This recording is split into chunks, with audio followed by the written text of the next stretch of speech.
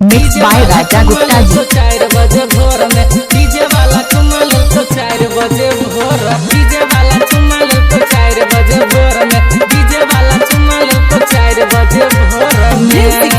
गाना बनाने के लिए संपर्क करें गुप्ता जी के मैदान में।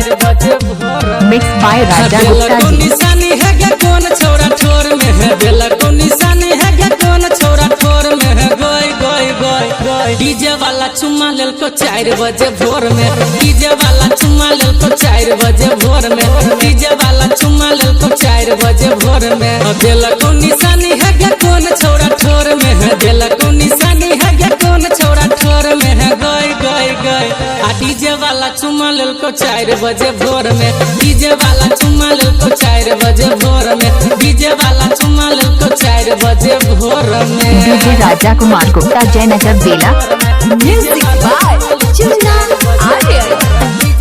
गाना बनाने के लिए संपर्क करें गुप्ता जी के मैदान में। छुपौले छौड़ी खुल गेल बोल गे अब तो न करबे हमारा सब बोल गे। मिक्स बाय राजा गुप्ता जी।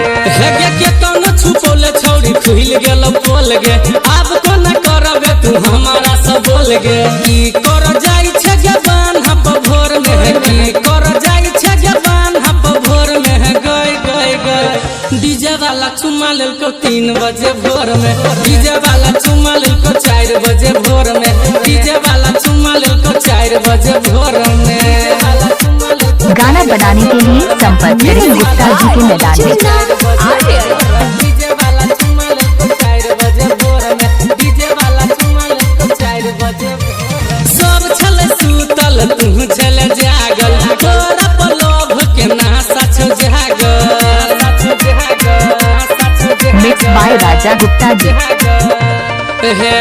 सब छले सुतल तू छले जागल तोरा पर लोभ के नासा छो जागल काम देव मीन से हो जागल चलो भोर में भोगिंदर शंभु जागल चलो भोर में गई गई गई गई डीजे वाला चुमा ले को 4 बजे भोर में गया डीजे वाला चुमा ले को 4 बजे भोर में डीजे वाला चुमा ले को 4 बजे भोर में। गाना बनाने के लिए संपर्क करें गुप्ता जी के मैदान में।